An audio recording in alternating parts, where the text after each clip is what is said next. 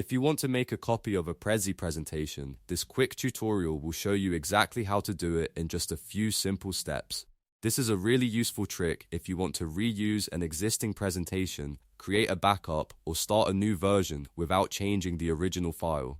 So if you're working in Prezi and want to duplicate a presentation the right way, you're in the right place.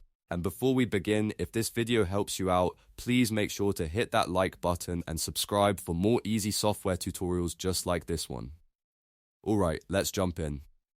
First, go to your Prezi dashboard and sign into your account if you aren't already logged in.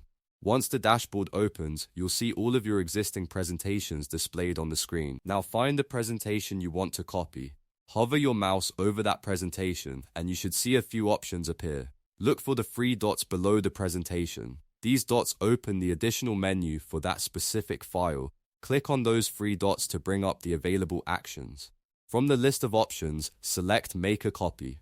This tells Prezi that you want to duplicate that presentation rather than edit the original one. After you click it, Prezi will create a new copy of the presentation for you. Once the copy is created, you can open it, rename it, and make any edits you want without affecting the original version.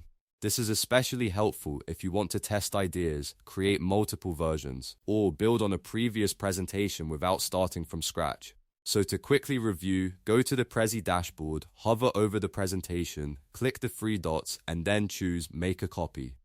That's all there is to it. You now know how to make a copy of a Prezi presentation in just a few clicks. If this tutorial helped you, don't forget to like the video, subscribe to the channel, and turn on notifications so you never miss another simple how-to guide. Thanks for watching, and I'll see you in the next one.